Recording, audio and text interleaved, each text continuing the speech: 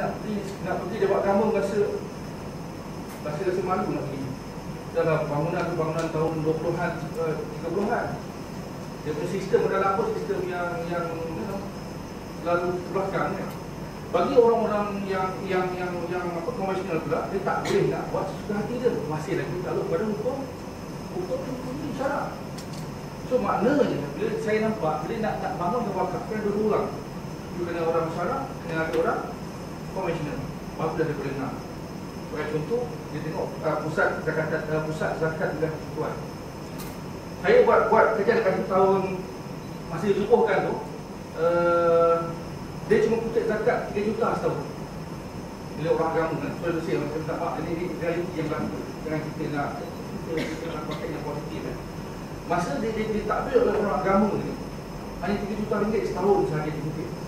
Tapi bila dia dikorporatiskan, digabungkan antara agama dan orang konvensional ni, sekarang dah mencapai 120 juta ringgit.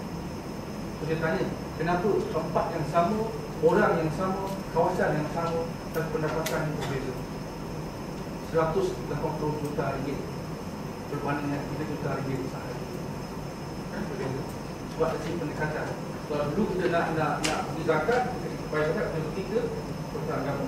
Sekarang tak bayar pun. Pergi dekat Ustaz Puan pun dengan ada pakai apa? SMS boleh zakat kan? Banyak kaedah dia boleh. So maknanya dia memudahkan cara nak bayar. Contohlah. Contoh bayar. Okay?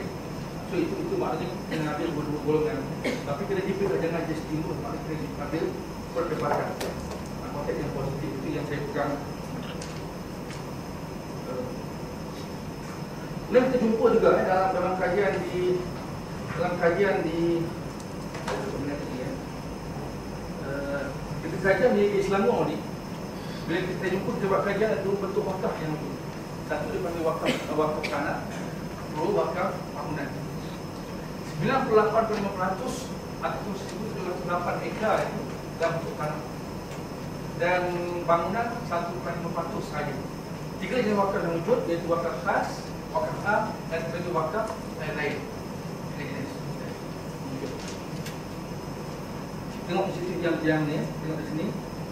Ini dari segi dia punya tanah wakaf am dan khas, bilangan wakaf. Kalau tuan tengok di sini, daftar yang ada kat sini.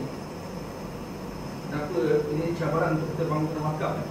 Bilangan wakaf ada 75% wakaf khas, 25% wakaf am. Wakaf khas ni maknanya wakaf yang dah tetapkan. Saya wakafkan ni untuk buat masjid, saya wakafkan ni untuk buat bagian yatim, itu maksud wakaf khas. So di Selangor kita nampak dan pattern ni sama kan. Kalau tuan tengok kira dia sama dengan pattern ni.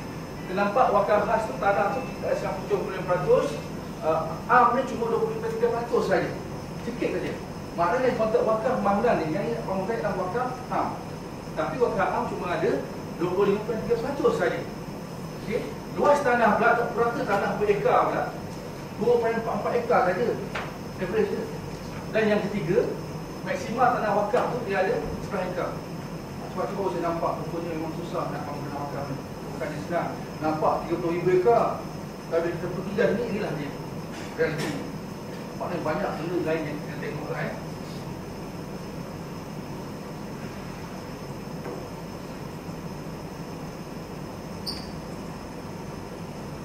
Ini contoh tanah yang ada bilangan wakaf di kawasan harta tanah wakaf di Selangor tahun 2020. Bilangan wakaf buat tanah ini bilangan wakaf secara keseluruhan. Okey. Kerana maksimum yang aku tadi yang bilangan wakaf untuk bangunan cuma ada 6 saja. 8 bangunan saja untuk keseluruhan dari 522. Okey. Yang ini kita tengok pula dari segi detail dia. Kita tengok ni detail dia, tengok tak. Tempat ni. Kita tengok dari segi wakaf di Selangor, dia bertaburan. Dia tak 30,000 ekar ataupun 2,000 ekar tu, dia berterabur di beberapa bukit. Contoh Ceras, Mulangan, Kajang, Semenyih bertaburan di beberapa tempat. Dan tempatnya pun tak sama. Okay? Tak semestinya kawasan yang ramai orang, ramai wakaf. Ini kajian yang kita jumpa lah, yang kita dapat. Ini dari segi kategori pewakaf kan. Ini nampak kategori pewakaf. Ini yang cantik ni. Bila kita buat kita dapat bentuk pattern wakaf. dia ada individu yang